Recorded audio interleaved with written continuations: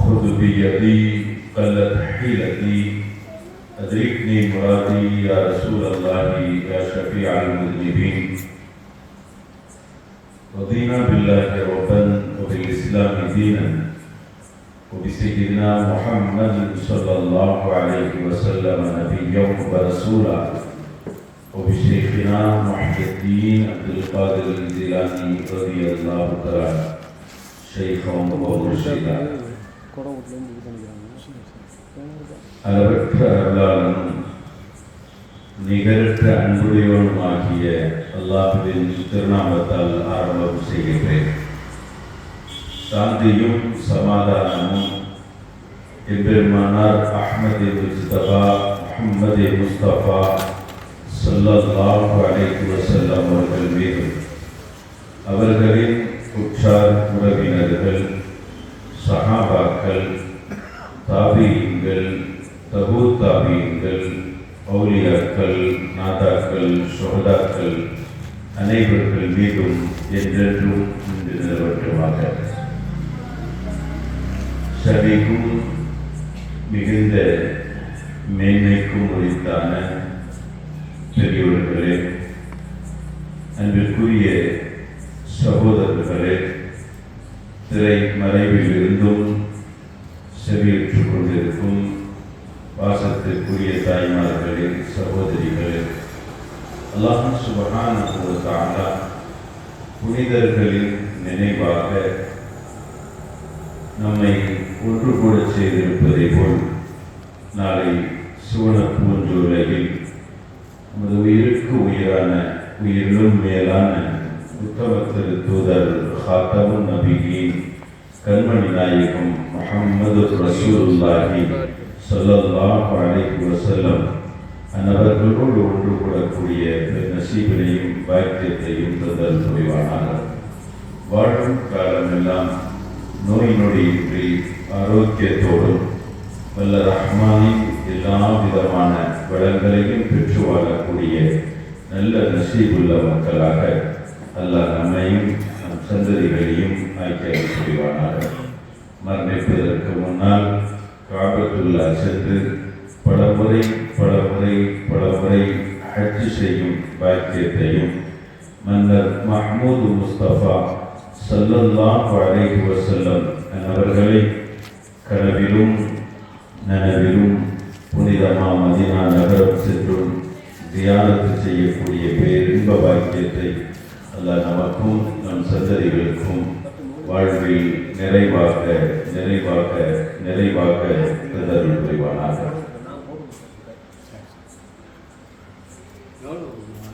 அருமையானவர்களே, அல்லாஹ் சுப்ஹானஹு வ தஆலா நம்மை மனிதனாக படைத்து இந்த உலகத்தில் அவனுடைய வணக்க வழிபாடுகளுக்காக நம்மை படைத்திருக்கிறார்.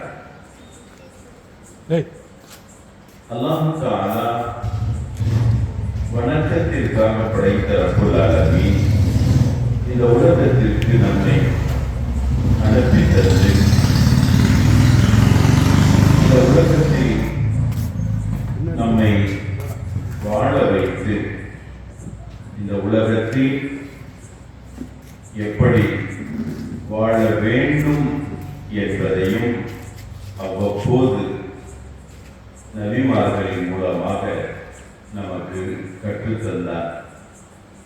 இறுதியாக நபித்துவத்தின் நிறைவாக நமது உயிரிலும் மேலான கண்மணி நாயகம் முஹம்மது ரசூலுல்லாஹி ஸல்லல்லாஹு அலைஹி வஸல்லம் அவர்களை அனுப்பி தந்து அவர்கள் மூலம் இம்மைக்கும் மறுமைக்கும் உகந்த வாழ்க்கையை வாழ்ந்து காட்டி அவர்களின் மூலம் நமக்கு எடுத்துரைத்து அல்லாஹ் சுப்ஹானஹு வ தஆலா இந்த மார்க்கத்தை சம்பூர்ணப்படுத்தி இருக்கிறார்.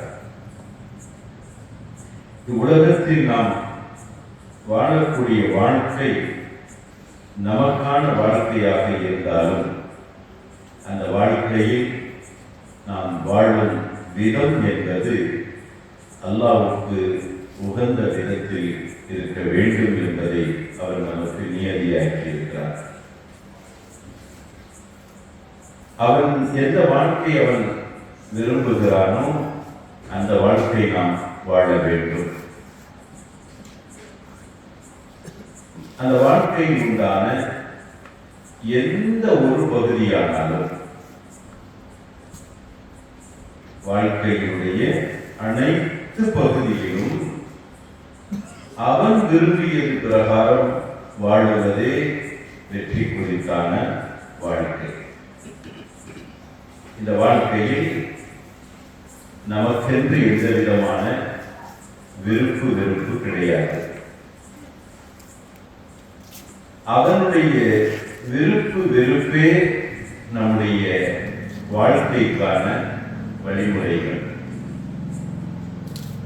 அப்படி உண்டான அவருடைய உகந்த வாழ்க்கையை பெருமானார் முஹம்மது ரசூலுல்லாஹி ஸல்லல்லாஹு அலைஹி வஸல்லம் அவர்கள் நமக்கு அழகாக வாழ்ந்து காட்டி ஒரு மனிதனால் இப்படியும் வாழ முடியும் என்பதை நமக்கு வழிகாட்டி சென்றார்கள் ஸல்லல்லாஹு அலைஹி வஸல்லம்.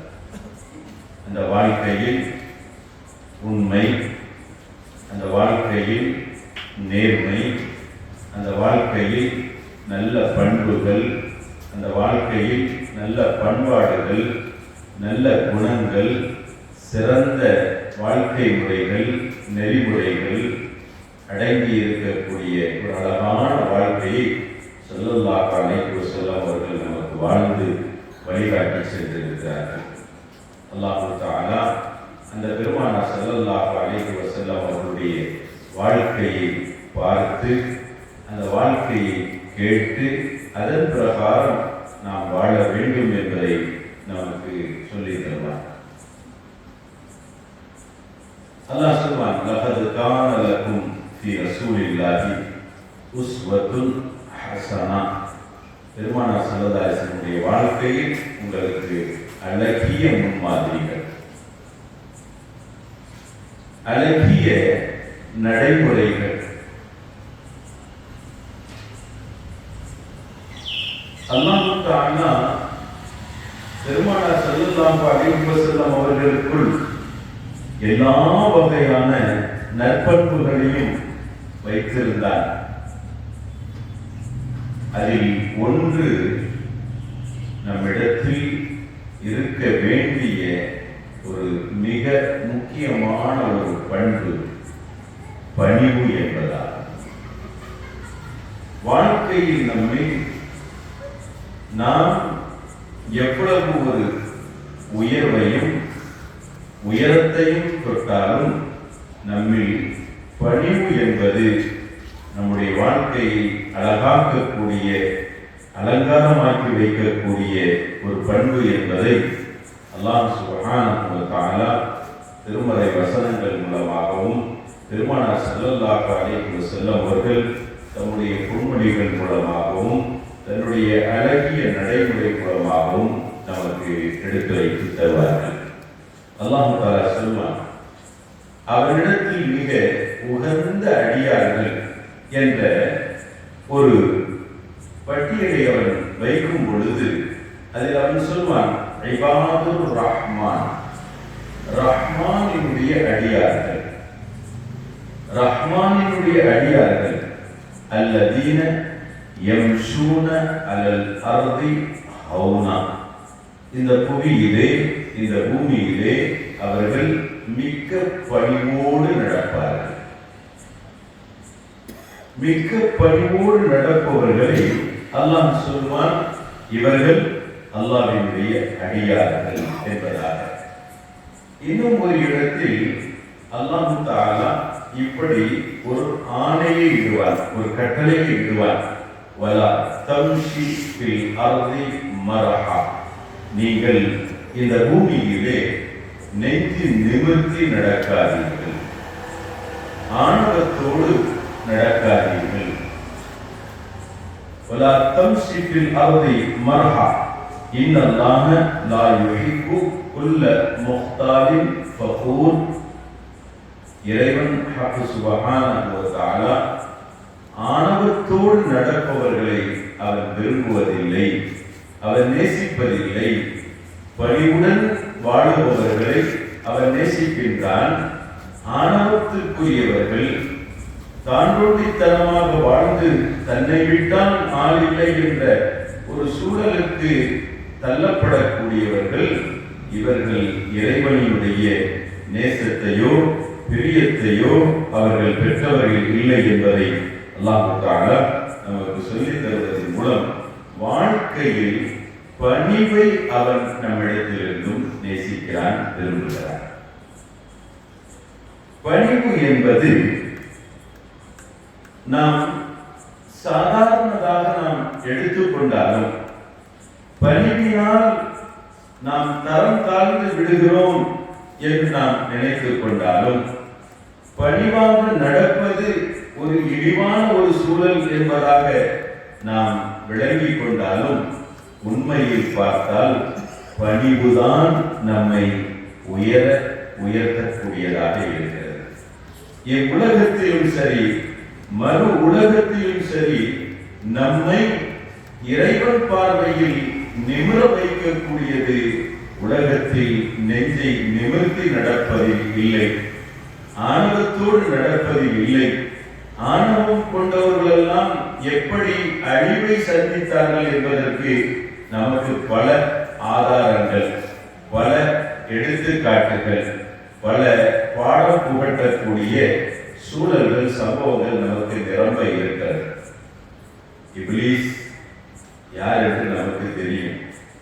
இப்லீஸ் ஒரு கட்டத்தில் இன்று அவன் அஊது பில்லாஹி மினஷ் ஷைத்தானிர் ரஜீம் என்று விரட்டப்படக்கூடியவனாக இருந்தாலும், சபிக்கப்படக்கூடியவனாக இன்று இருந்தாலும், ஒரு கட்டத்தில் அவன் மலக்குகளுக்கெல்லாம் ஆசான் போன்ற நிலையில் இருந்தவன். இறைவன் சுப்ஹானஹு வ தஆலாவை அவன் வணங்காத சமயமே இல்லை என்று சொல்ல வேண்டும். நிரம்ப அமலுக்கு சொந்தக்காரன், உயரிய பதவிக்கு சொந்தக்காரன் ஆன போதிலும் கூட அவன் அல்லாஹ்வினுடைய சாபத்திற்கு ஆளானான். கியாமத் வரைக்கும் வர இருக்கக்கூடிய மூமின்கள் முஸ்லிம்களுடைய சாபத்திற்கு அவன் ஆளானான்.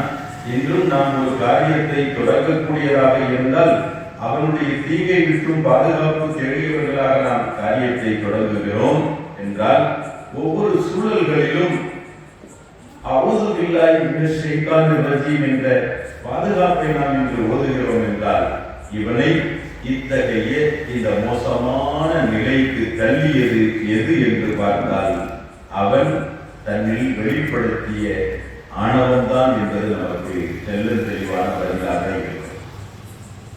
பெருமைக்குரியவன் உலகத்தில் இல்லை, இம்மையிலும் மறுமைக்கும் பெருமைக்குரியவன் என்பது அல்லாஹ் ஒருவன் மாத்திரமே. பெருமை என்பது அல்லாஹ்வுக்கு உரித்தான சிஃபத். அல்லாஹ் சொல்வான், அது எனக்கான போர்வை, அது எனக்கான உடை. பெருமானார் ஸல்லல்லாஹு அலைஹி வஸல்லம் அவர்கள் சொல்வார்கள், இந்த உலகத்தில் ஆணவத்தில் திளைத்தோர்களை அல்லாஹ் தரம் தாழ்த்தி விடுகின்றான், அவன் வீழ்த்தி விடுகிறான் என்று பெருமானார் முஹம்மது ரசூலுல்லாஹி ஸல்லல்லாஹு அலைஹி வஸல்லம் அவர்கள் நமக்கு சொல்லித் தருவார்கள் என்றால் நாம் சிந்தித்து பார்க்கிறோம். ஒரு உண்மையான ஒரு அடியானுக்கான தன்மையே அவருடைய பணிவில் அடங்கியது. முழு மனிதன் என்ற ஒரு சூழலும் கூட அவருடைய பணிவை வைத்து வரக்கூடியதாக இருக்கும்.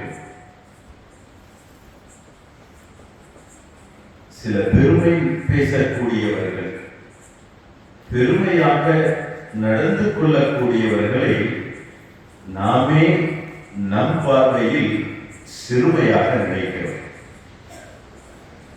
சராசரியான ரோஷமுள்ள, சராசரியான ஒரு கோபதாபங்களை கொண்ட நமக்கே நம் முன்னால் சிலர் தன்னைத்தானே பெருமை பாராட்டினால், நம் முன்னால் பெருமைக்குரிய சூழலோடு நடந்து கொண்டால் நாம் அவரை வெறுக்கிறோம் என்பது மாத்திரமல்ல, அவர் மீது நமக்கு கோபம் ஏற்படுகிறது என்றால் மிக்க ரோஷத்திற்குரியவர் ஸல்லல்லாஹு அலைஹி வஸல்லம் அவர்கள் சொல்லித் தருவார்கள்.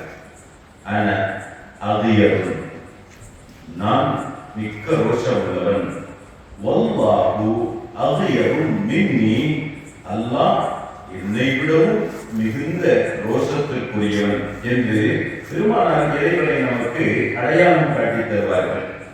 சராசரி ரோஷமும் கோபதாபங்களும் கொண்ட நமக்கு ஒருவர் பெருமை அளிப்பது, நெஞ்சு நிமிர்த்தி நடப்பது, ஆணவத்தோடு நடப்பது பிடிக்காத ஒரு சூழலாக இருக்கிறது என்று வரும் பொழுது, பெருமைக்கே உரித்தாமல் அல்லாஹ் என்று இருக்கும் பட்சத்தில் அவனுடைய பார்வையில் இந்த உலகத்தில் பெருமை அளிக்கக்கூடியவர்கள் அவன் எப்படி அவன் நேசிப்பான், அவன் எப்படி அவர்கள் மீது கோபம் கொள்ளாமல் இருப்பான், எப்படி அவர்களை அவன் வீழ்த்தாமல் இருப்பான் என்பதற்கு நமக்கு தெளிவான விடை கிடைக்கக்கூடியதாக. எனவேதான் ஸல்லல்லாஹு அலைஹி வஸல்லம் அவர்கள் மூலமாக அல்லாஹ் சொல்வான், என் உகப்புக்குரிய அடியார்களாக நீங்கள் ஆக விரும்புகிறீர்களா, நீங்கள் பணிவை கையாளுங்கள். ஏன் பணிவை கையாளுவது என்னுடைய எனக்கென்று உரித்தான அடியார்களுக்கான பண்பாகும் என்று அல்லாஹ் சுப்ஹானஹு வ தஆலா சொல்லித் தருகிறார் என்றார். அருமையானவர்களே, நாம் நினைக்கின்றோம் நாம் பணிந்து போவதினால், பணிவை நாம் கையாளுவதினால் நம் அந்தஸ்து தரம் குறைகிறது என்று நாம் நினைக்கின்றோம். பெருமானார் ஸல்லல்லாஹு அலைஹி வஸல்லம் அவர்கள் சொல்வார்கள், மன் தவாத மா தவாத அஹது லில்லாஹி இல்லா ரஃபஅஹுல்லாஹ்.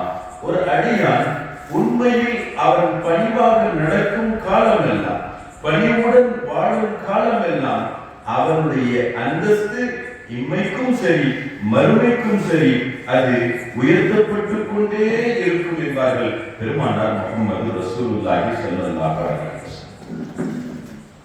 பணிவில்லாத அடியான் அல்லாஹ்வின் பார்வையில் எப்படி என்பதற்கு ஒரு அழகான ஒரு உதாரணத்தை நமக்கு சொல்லித் தருவார். நாம் வீட்டில் ஒரு செடி வைக்கிறோம், அது வளர்ந்து வளர்ந்து வளர்ந்து அது பெரும் மரமாக அது மாறுகிறது. ஒரு கட்டம் வரும் பொழுது அந்த மரம் பூக்க வேண்டும். ஒரு கட்டம் வரும் பொழுது பூத்த பூக்கள் பிஞ்சு பிடிக்க வேண்டும், காய்கனிகளாக அது மாற வேண்டும். இதுதான் அந்த மரத்தை வைத்ததின் நோக்கம். ஒரு மரத்தை வைக்கிறோம், செடியை வைக்கிறோம், அது வளர்கிறது, பருவத்தை எட்டுகிறது, பூக்கவில்லை, காய்க்கவில்லை. அது வெறும் ஒரு இலையும் குச்சிகளுமாக இருக்கக்கூடிய ஒரு மரமாக மட்டுமே இருக்கிறது என்றால், இந்த மரத்தை வச்சு நம்ம ஏதாவது பழம் வந்து உடனே நம்ம என்ன செய்வோம், இந்த மரத்தை வெட்டி வீழ்த்திட்டு இன்னொரு மரத்தை கொண்டு வருவோம், இன்னொரு செடியை வைப்போம், அதை வளர்த்து ஆளாக்கி அதன் மூலம் பூக்களும் காய்கனிகளும் கிடைத்து விடாதா என்ற ஒரு சூழலுக்கு நாம் வருவோம். காய்க்காத மரம் வெட்டி விடுகின்றோம், பூக்காத செடி மரம் அதை அகற்றி விடுகிறோம். சொல்வார்கள், பணிவில்லாத மனிதன் காய்க்காத மரம் போன்றவன். பணிவில்லாத மனிதன் இறைவனின் பார்வையில் எப்படி காய்க்காத பூக்காத இந்த செடி மரம் நம்மை பொறுத்தவரையில் அது ஒரு வீணானது, அது ஒரு சொல்ல தகுந்தது அல்ல, அது அகற்றப்பட வேண்டியது. இது போன்றுதான் காய்க்காத மரத்தை போன்றே பணிவில்லாதவர்களினுடைய நிலை என்பதாக நமக்கு விளக்கி தருவார்கள் என்றால் நாம் சிந்தித்து பார்க்க சொல்லித் தருவார்கள். ரசுத்தவாதம், பணி உண்டா என்ன? பணி உண்டா? எதிலும் நமக்கு ஒரு ஆணவம் இல்லாத ஒரு சூழல். ஆனாலும் பெருமானார் முஹம்மது ரசூலுல்லாஹி ஸல்லல்லாஹு அலைஹி வஸல்லம் அவர்கள் மூலமாக சஹாபாக்கள் நமக்கு கற்றுத் தருகிறார்கள். பணிவு என்பது அதனுடைய தலையான சூழல் என்னவென்றால், யாரை பார்த்தாலும் சலாம்.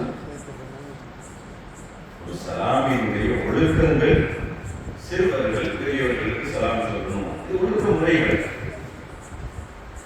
ஆனால் பணிவு என்ற ரீதியில் பார்த்தால், ஒருவர் தான் சந்தித்தவர் யாராகினும் அவருக்கு சலாம் பெரியவர் சின்னவர் அப்படின்றதெல்லாம் பார்க்காம சலாத்துக்கு தான் முந்துவது.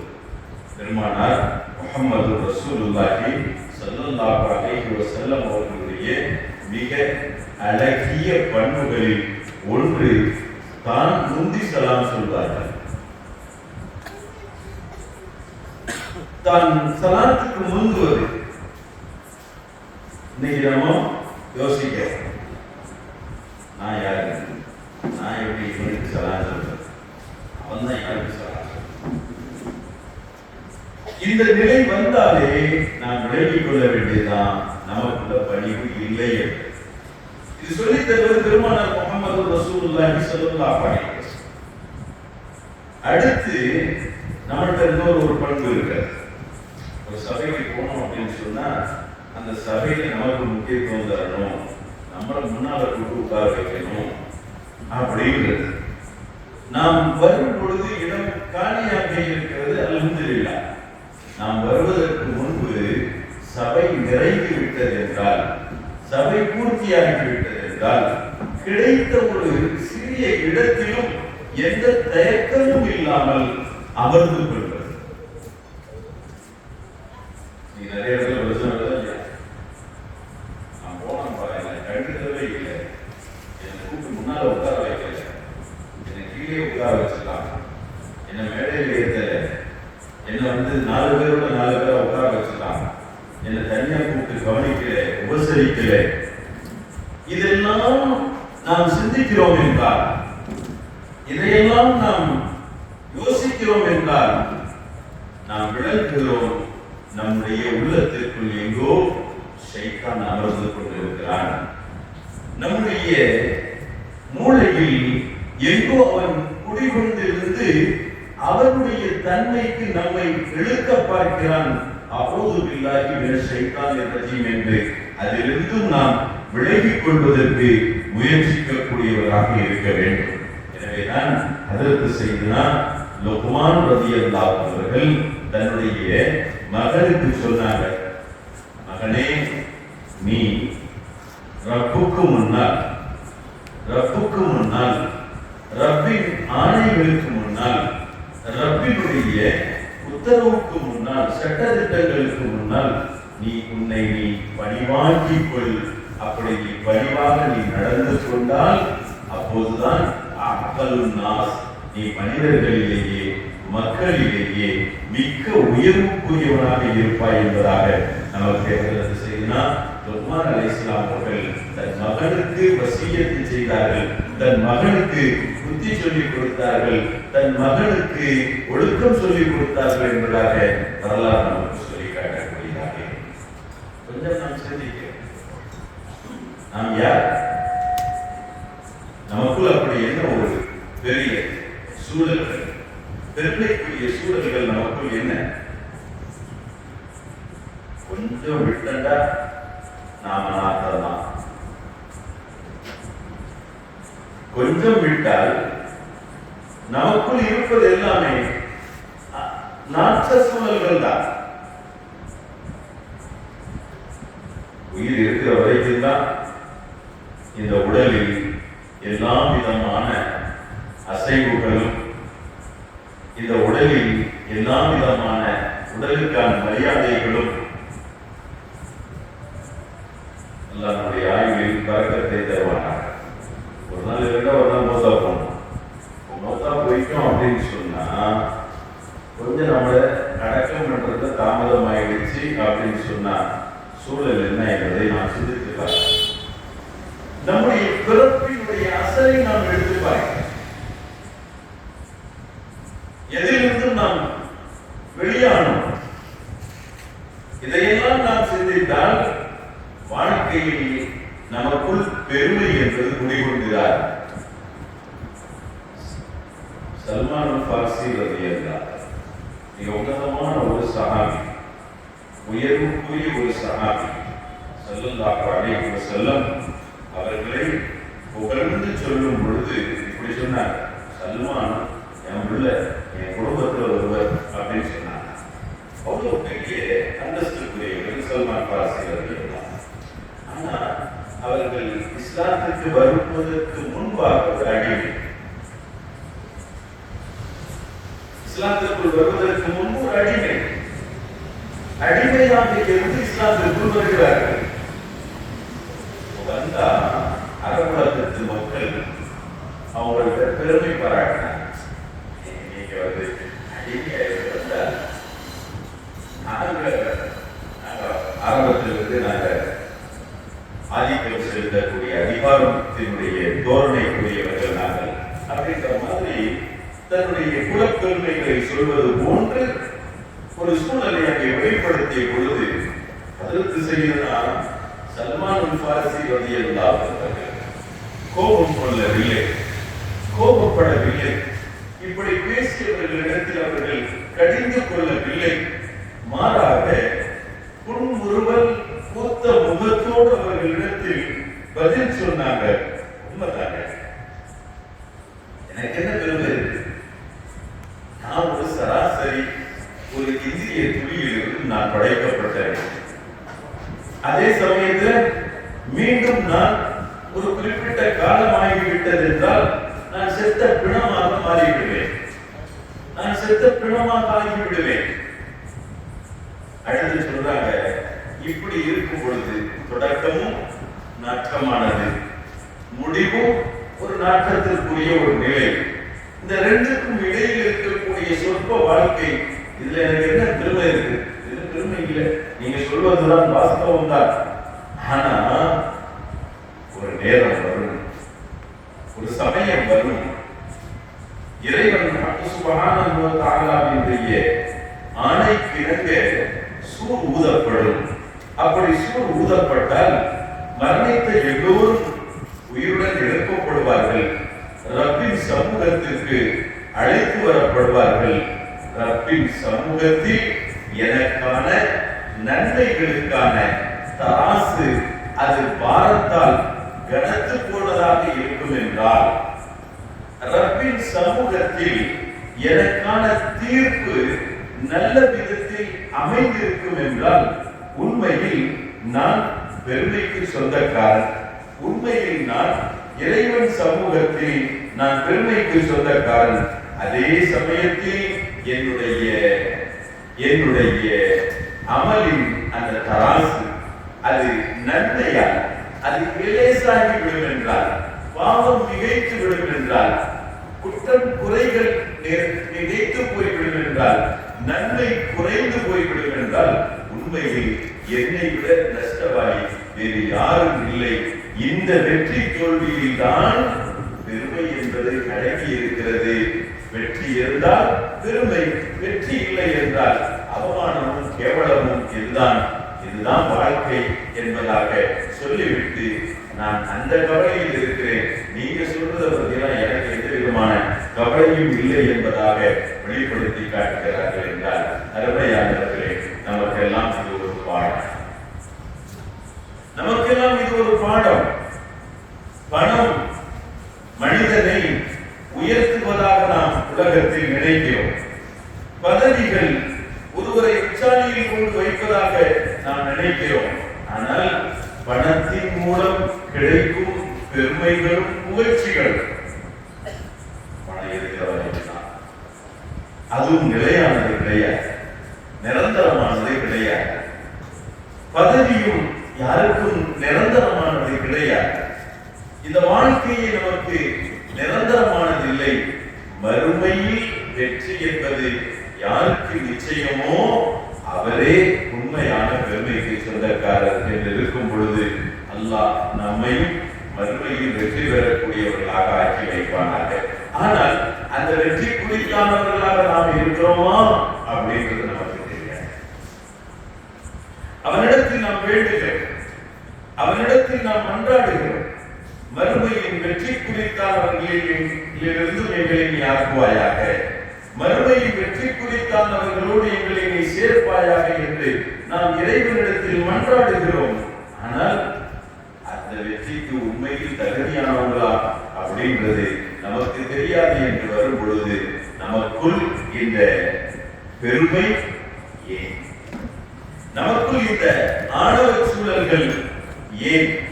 உண்மையில் இந்த உலகத்தில் பெருமை பாராட்டக்கூடியவர்களாக, பெருமைப்படக்கூடியவர்களாக அவர்கள் வாழ வேண்டும் என்று இருந்தால் சஹாபா பெருமக்கள் பெருமை குறித்தார்கள். ஏன்? நாயகம் முஹம்மது ரசூலுல்லாஹி ஸல்லல்லாஹு அலைஹி வஸல்லம் அவர்களை கண்கூடாக கண்டார்கள், கரம் பிடித்து ஈமான் கொண்டார்கள், அவர்களுடைய சொல் கேட்டு வாழ்ந்தார்கள்.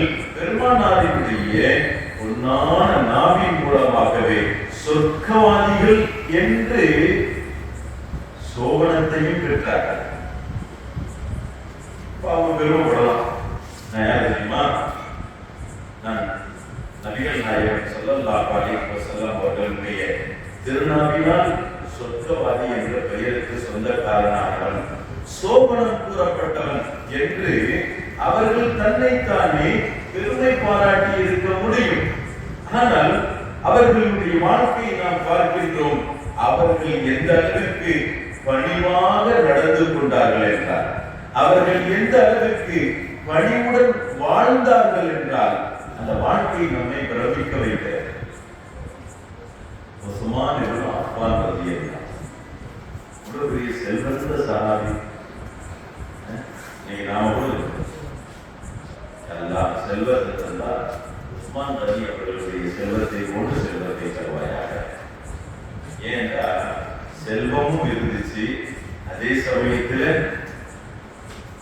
அள்ளி இறைக்க வேண்டும், ஏழை எளியவர்களுக்கு கொடுக்க வேண்டும், அல்லாஹ்வுக்காக அதை தானமாக்கணும்னா முதன்மையாக இருப்பார்கள் உஸ்மான் இப்னு அஃபான் ரலியல்லாஹு அன்ஹு. அந்த விதத்தில் பணத்தையும் தான் கொடுக்கும், உள்ளத்தையும் தான் அப்படின்ற விதத்தில் நாம பேசுவது உண்டு, சொல்வது உண்டு. உஸ்மான் இப்னு அஃபான் ரலியல்லாஹு அன்ஹு அவ்வளோ பெரிய செல்வத்திற்கும் சொந்தக்காரர்கள், உயரிய அந்தஸ்து குறித்தார்கள். செல்லம் மூலமாக இந்த உலகத்திலேயே சொர்க்கத்தை விலை கொடுத்து வாங்கப்பட்டவர்கள், வாங்கியவர்கள் அப்படின்னு ஒரு தகவல் உண்டு. இஷ்தரா உஸ்மான் அல் ஜன்னத மினன் நபி ஸல்லல்லாஹு அலைஹி வஸல்லம் மர்ரத்தன் அவ் மர்ரத்தைன், ஒரு சமயமோ அல்லது இரண்டு சமயமோ பெருமானாரிடத்தில் பெருமானார் மூலமாக சொர்க்கத்தை வாங்கிக் கொண்டவர். சொல்றாங்க, ஸ்திரப்படுத்தலும் இதற்கு இடம் வைக்கக்கூடியவர்களுக்கு இது போன்ற இடத்தை நான் அவர்களுக்கு சொர்க்கத்தில் தருவதற்கு நான் உத்தரவாதம், நான் பணத்தை கொடுத்து அந்த இடத்தை வாங்கி கொடுக்குறாங்க. சொர்க்க நிச்சயமாயிடுச்சா இல்லையா? சொர்க்கவாதி என்ற பெயருக்கு ஆளானார்கள் உஸ்மான் இப்னு அஃபான் ரலியல்லாஹு அன்ஹு. 10 பேர்கள் இந்த உலகத்திலேயே பெருமானார் ஸல்லல்லாஹு அலைஹி வஸல்லம் அவர்கள் மூலமாக சஹாபாக்கள் நன்மாராயம் புறப்பட்டார்கள். அஷரத்துல் முபஷ்ஷரா அப்படின்னு நம்ம சொல்றோம். இந்த 10 பேர் ஒரு ஆள் இருந்துச்சுன்னா உஸ்மான் இப்னு அஃபான் ரலியல்லாஹு அன்ஹு. மூன்றாம் கலீஃபா உஸ்மான் இப்னு அஃபான் ரலியல்லாஹு அன்ஹு தான் கிலாஃபத்தில் இருக்கும் பொழுது அவர்களிடத்தில் இருக்கும் பணபலத்தை நாம் யோசிக்கிறோம். ஒரு யுத்தம் போகணும், ஒரு யுத்தத்திற்கு உங்களால் இயன்ற காணிக்கைகளை தாருங்கள், உங்களால் இயன்ற பண உதவிகளை செய்யுங்கள் அப்படின்னு சொன்னா உஸ்மான் இப்னு அஃபான் ரலியல்லாஹு அன்ஹு அந்த யுத்தத்திற்காக அவர்கள் கொடுக்கும் காணிக்கை என்ன தெரியுமா? அந்த பண உதவி என்ன தெரியுமா? 100 ஒட்டகம். 100 ஒட்டகம். அந்த 100 ஒட்டகத்திற்கு தேவையான போர் சாதனங்கள், வாளிலிருந்து, ஈட்டிலிருந்து, அம்பிலிருந்து, கவச இப்படியாக மொத்தமா ஒரு 100 ஒட்டகம், 100 குதிரை அப்படின்ற விதத்தில் இது 1-2 சூழல்கள் அல்ல. பெருமானார் ஸல்லல்லாஹு அலைஹி வஸல்லம் எப்போதெல்லாம் நிதி உதவி கேட்பார்களோ அப்போதெல்லாம் இப்படி வழங்கக்கூடியவர்கள் ஹஜ்ரத் சையதுனா உஸ்மான் பின் அஃபான் ரலியல்லாஹு அன்ஹு. ஒவ்வொரு சொல்லிக்கு இப்படி வழங்குறாங்கன்னு சொன்னா அப்ப எவ்வளவு செல்வத்துக்கு சொந்தக்காரராக இருப்பாங்க. அவ்வளவு செல்வம் இருந்த போதிலும், தான் கலீஃபா என்ற ஒரு சூழலுக்கு வந்த போதிலும் சொல்லுவாங்க பள்ளியாசில தான் படுத்துக்கிறாங்க, அந்த பள்ளியில் படுத்திருப்பார். நாம இன்னைக்கு கொஞ்சம் ஒரு சூழல் நமக்கு கொஞ்சம் ஏறிடுச்சு அப்படின்னு சொன்னா நம்ம கட்டில் என்ன, நம்ம மெத்தை என்ன, நம்முடைய சூழல் என்ன அப்படின்றதெல்லாம் நாம யோசிக்கிறோம், கால சூழல்கள். ஆனால் உஸ்மான் பின் அஃபான் ரலியல்லாஹு அவர்கள் வாழ்ந்த வாழ்க்கையினுடைய அந்த எளிமையை பார்க்கிறோம். அவர்கள் வாழ்ந்த அந்த வாழ்க்கையில் உண்டான பணிவை நாம் பார்க்கிறோம். ஜனாதிபதியானவர்கள் சாதாரண ஒரு கவுன்சிலர் ஆயிட்டா நம்ம சூழலை பார்க்கணும், ஒரு மெம்பர் ஆயிட்டோம் அப்படின்னு சொன்னா நம்முடைய சூழல்கள் என்ன அப்படின்றத நாம பார்க்கணும். ஒரு சின்ன ஒரு பதவிக்கு நாம வந்துட்டோம் அப்படின்னு சொன்னா நம்மளுடைய சூழல்களை நாம் கொஞ்சம் சிந்தித்து பார்க்கிறோம். அவ்வளவு பெரிய ஜனாதிபதி, இஸ்லாமிய உலகத்துக்கே ஜனாதிபதியானவர்கள் உஸ்மான் பின் அஃபான் ரலியல்லாஹு அன்ஹு. ஆனா படித்தது எதுல? பாயில. அந்த பாயினுடைய தடயம் கூட அந்த உடல்ல அப்படியே ஒட்டி இருக்கும். அந்த பாயினுடைய அந்த தடம் கூட உடலில் பதிந்து இருக்கும் என்றால் அந்த பாயில ஒரு துண்ட விரிக்கிறதுக்கு உண்டான சூழல் கூட அவர்கள் எடுத்துக் கொள்ள வேண்டார். அவ்வளவு ஒரு எளிமையான ஒரு வாழ்க்கை, அவ்வளவு அந்த வாழ்க்கையில் உண்டான ஒரு எளிமை, அந்த வாழ்க்கையில் ஒரு பெருமை இல்லாத ஒரு சூழல், அந்த வாழ்க்கையில் ஒரு பகட்டு இல்லாத ஒரு சூழலோடு வாழ்ந்தார்கள் என்றால் சிந்தித்திருப்பார். சரினா அபூபக்கர் சித்தீக் ரலியல்லாஹு அன்ஹு முதலாம் கலீஃபா இந்த இஸ்லாத்திற்காக தன்னுடைய சொத்துக்கள் முழுவதையுமே இறைத்தார்கள். இஸ்லாத்தினுடைய ஆரம்பம், இஸ்லாம் வளர்ந்ததற்கு 2 பெருமக்களுடைய சொத்துக்கள் செலவழிக்கப்பட்டது. ஒன்று ஹஜ்ரத் சையதத்தினா கதீஜா ரலியல்லாஹு அன்ஹா அவர்களுடைய சொத்துக்கள், இன்னொன்று ஹஜ்ரத் சையதுனா அபூபக்கர் சித்தீக் ரலியல்லாஹு அன்ஹுடைய சொத்துக்கள்.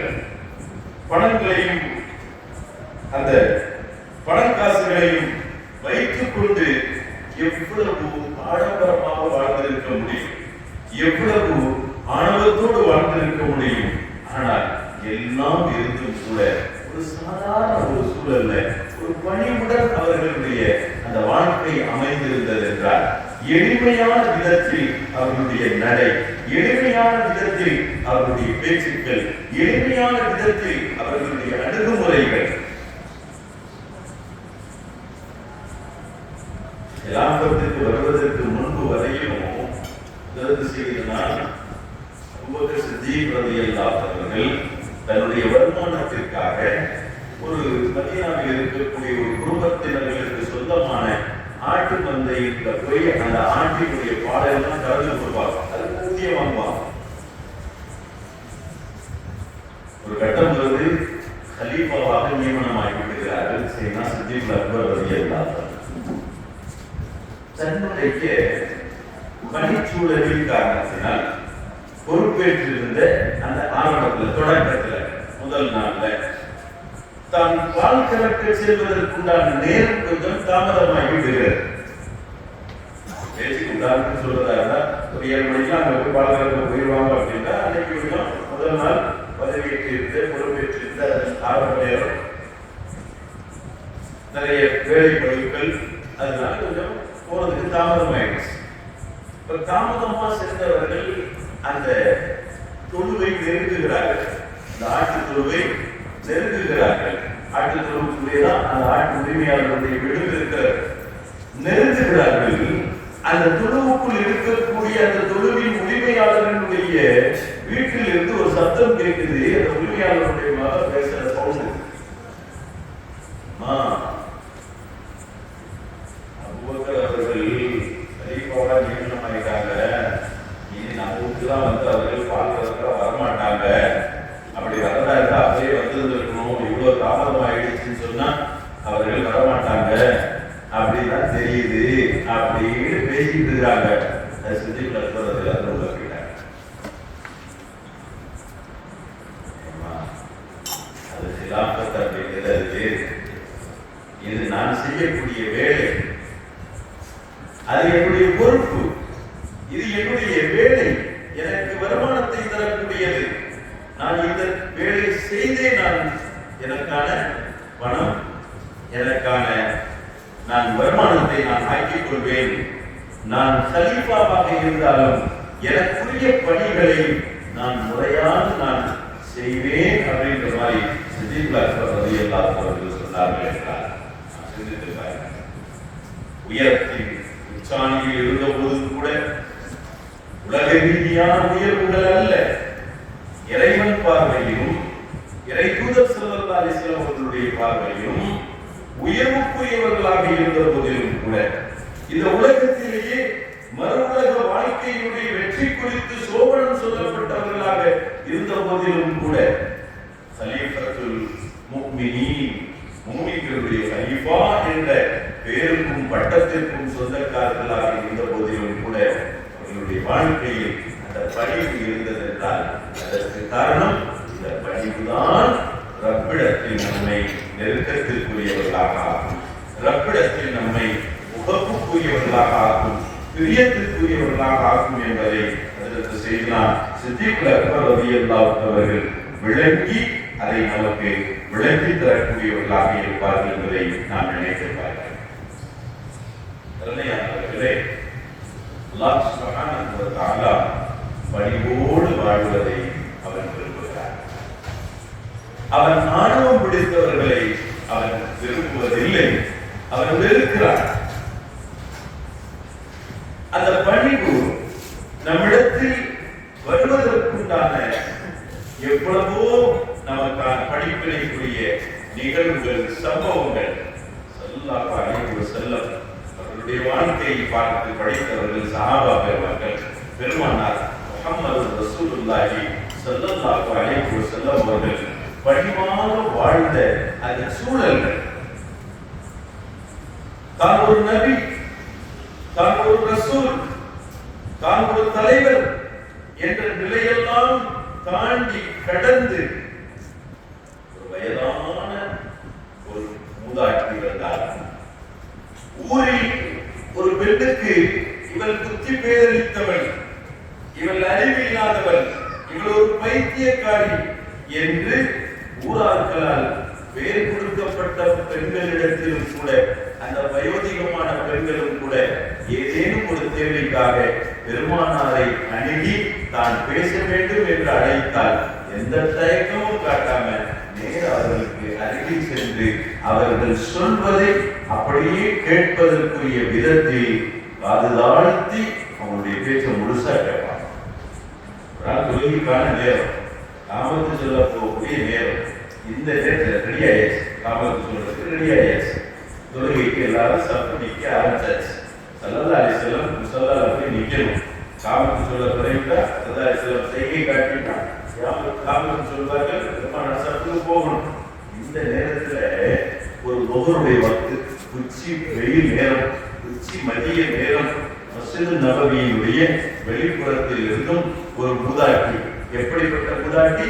ஊரார்களால் ஒரு பைத்தியக்காரி என்று சொல்லப்பட்ட மூதாட்டி, இவள் புத்தி பேதலித்தவள் என்று சொல்லப்பட்ட அத்தகைய சிபத்துக்குரிய தன்மைக்குரிய ஒரு மூதாட்டி வந்து பெருமானாரை அழைத்த பொழுது ஸல்லல்லாஹு அலைஹி வஸல்லம் கொண்டுவார்கள்.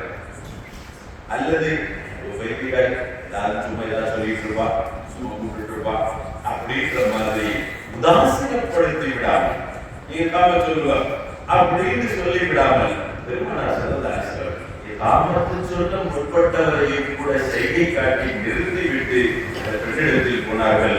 அந்த பெண் மரத்தடியில் நின்று கொண்டு தன்னுடைய ஆதங்கங்கள், தன்னுடைய வருத்தங்கள், தன்னுடைய வேதனைகள், தன்னுடைய தேவைகள் பெருமானாரிடத்தில் சொல்லுகிறார் சொல்லுகிறார் சொல்லுகிறார், சொல்லிக் கொண்டே போகிறார். சொல்றாங்க, நாங்கள் துறைக்கான நேரமாற்றி நாங்கள் காத்துக் கொண்டு இருக்கிறோம். ஆனால் பெருமானார் ஸல்லல்லாஹு அலைஹி வஸல்லம் அவர்கள் அவருடைய பேச்சை இடைமறிக்காத நிலை.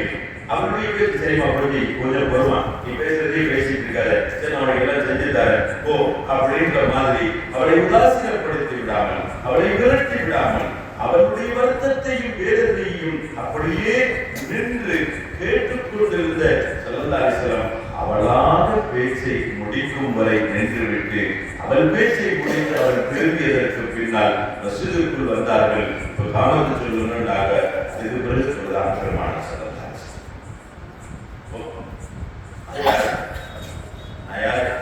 நீ கூப்பிட்டா நான் வந்துட முடியுமா? என்னுடைய வேலைகளை விட்டுட்டு நான் வந்துட முடியுமா? ஒரு வைத்தியக்காரி, அவர் ஒரு புத்தி பேதளித்தவள் என்பது போன்ற சூழல்கள் எல்லாம் இல்லாமல் ஸல்லல்லாஹு அலைஹி வஸல்லம் அவர்கள் எல்லோரிடத்திலும் சரியான விதத்தில், முறையான விதத்தில், பணிவான விதத்தில் நடந்து கொள்கிறார்கள் என்றால் நமக்கான ஒரு படிப்பினை. பெருமானார் ஸல்லல்லாஹு அலைஹி வஸல்லம் வாழ்க்கை நமக்கு ஒரு படிப்பினை. அல்லாஹ் சுப்ஹானஹு வ தஆலா நமக்கு சொல்லித் தருவார். பெருமானார்களே, உங்களுக்கு அழகிய முன்மாதிரி இருக்கிறது என்று சொல்லித் தருவார். அத்தகைய அந்த முன்மாதிரியை அப்படியே கடைபிடித்து வாழ்ந்து காட்டினார்கள் சஹாபாக்கள் மக்கள்.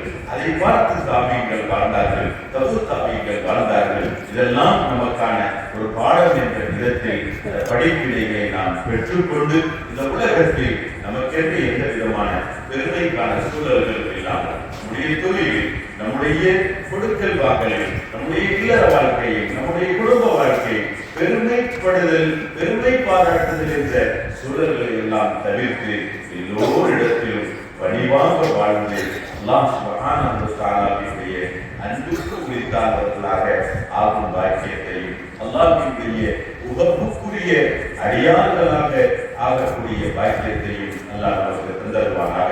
அல்லாஹ் சொல்வானே, பல அர்த்தம் சீட்டில் அவரை மரகா பூமியிலே நெஞ்சை நிமிர்த்தி நீங்கள் நடக்காதீர்கள், கர்வத்தோடு நடக்காதீர்கள், ஆணவத்தோடு நடக்காதீர்கள் என்பானே. அது போன்று நம்முடைய வாழ்க்கையினுடைய எல்லா கட்டத்திலும் கர்வத்தை தவிர்த்து, ஆணவத்தை முறியடித்து, ஆணவத்தை தூக்கி எறிந்து, படித்து பணியோடு வாழ்ந்து இம்மையிலும் மறுமையிலும் உயர்வையும் வெற்றியும் பெறக்கூடிய நன்மக்களினுடைய கூட்டத்தில் அல்லாஹ் நம்மை ஆக்கியருவானாக. ஆமீன் ஆமீன் யா ரப்பல் ஆலமீன். ஆஃபிர் தஅவானா அல்ஹம்துலில்லாஹி ரப்பில் ஆலமீன். அஸ்ஸலாமு அலைக்கும் வ ரஹ்மத்துல்லாஹி வ பரகாத்துஹு.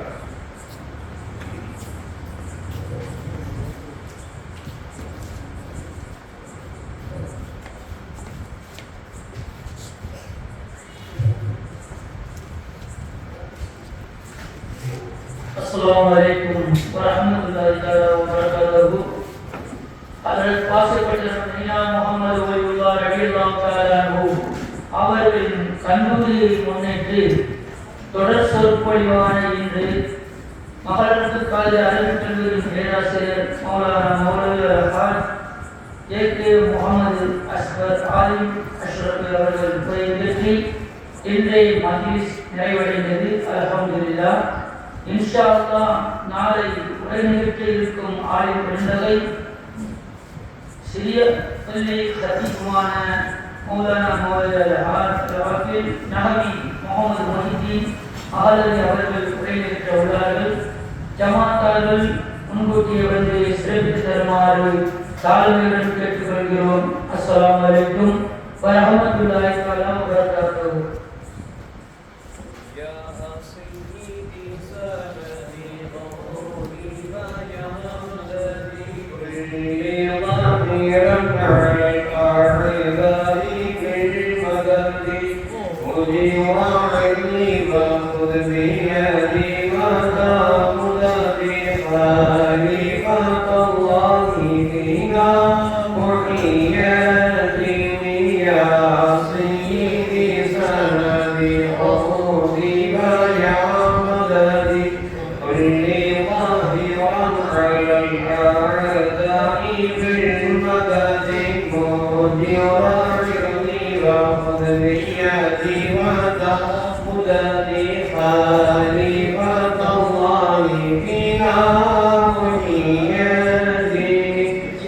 Amen.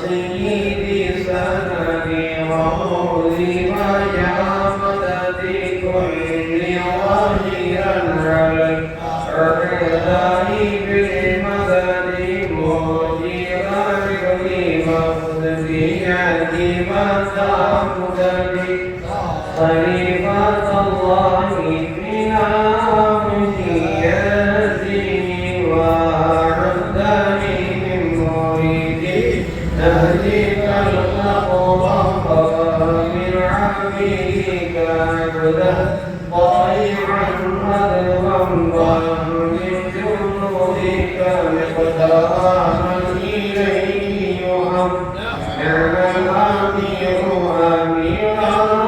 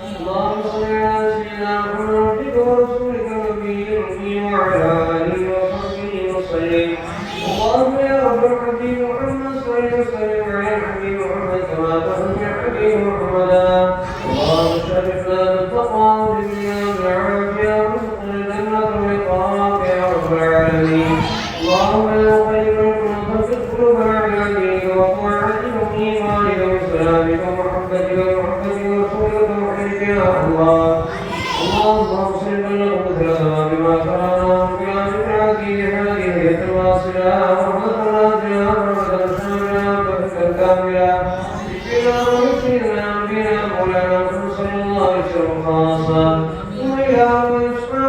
والنبيين والمهديين والصديقين والحمد وصحب رسول الله صلى الله عليه وسلم التابعين وتبع التابعين من الله تعالى أجمعين ثم يقض سيدنا الإمام حسن الله تعالى بسيدنا إمامنا حسين الله تعالى وإلى وسيلة إلى سيدنا المخلوق شهيد الله تعالى سيدنا بالقاسم رحمه الله تعالى وسيدنا يروي سيد إبراهيم وشان الله تعالى سيدنا أبو الطاهر الله تعالى سيدنا القاسم الله تعالى وسيدنا رب الله تعالى وسيدنا ربيع الله تعالى وسيدنا الرباني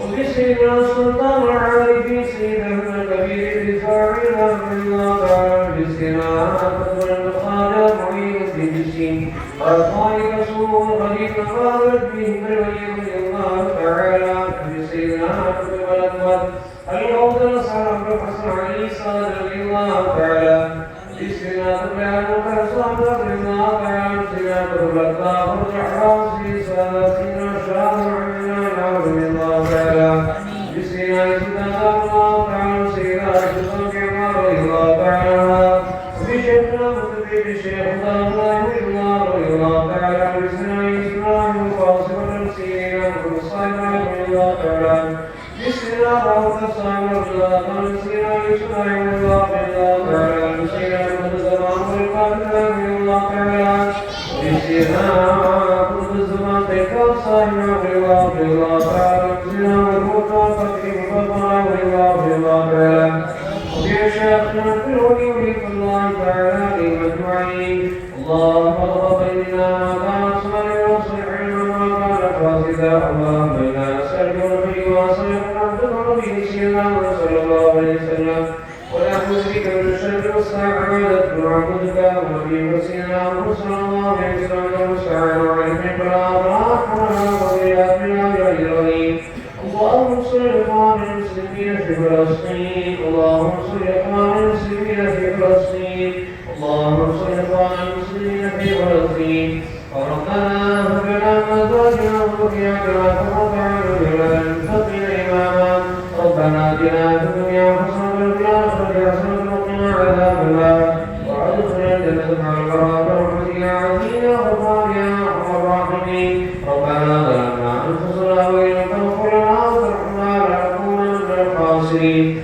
ربنا اغفر لي ولوالدي وللمؤمنين يوم يقوم الحساب ربنا رب ارحمنا كما ربيانا صغيرا ربنا تقبل دعاءنا انك انت السميع العليم وتب علينا يا مولانا انك انت التواب الرحيم وصلى الله تعالى وسلم على خير سيدنا محمد وعلى اله وصحبه وسلم اجمعين سبحان ربك رب العزه عما يصفون وسلام على المرسلين والحمد لله رب العالمين سبحان ربك رب العزه عما يصفون وسلام على المرسلين والحمد لله رب العالمين آمين آمين آمين قل سبحان ربك رب العزة عما يصفون والسلام على المرسلين والحمد لله رب العالمين شيخنا يا مهدي الدين رحي قلبنا بدينك إلهك اليقين مولانا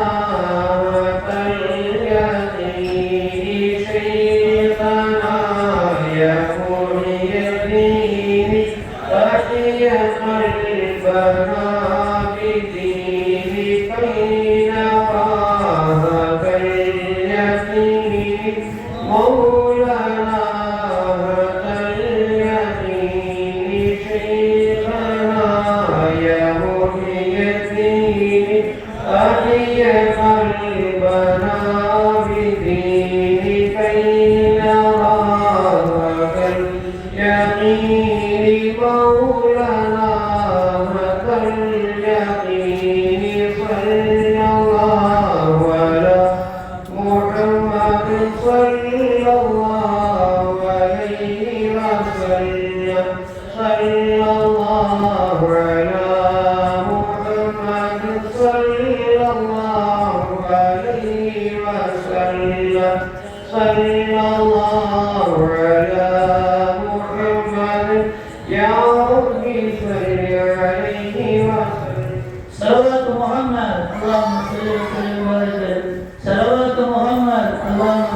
وسلم وبارك عليه صلوات محمد اللهم صل وسلم وبارك عليه السلام عليكم ورحمة الله وبركاته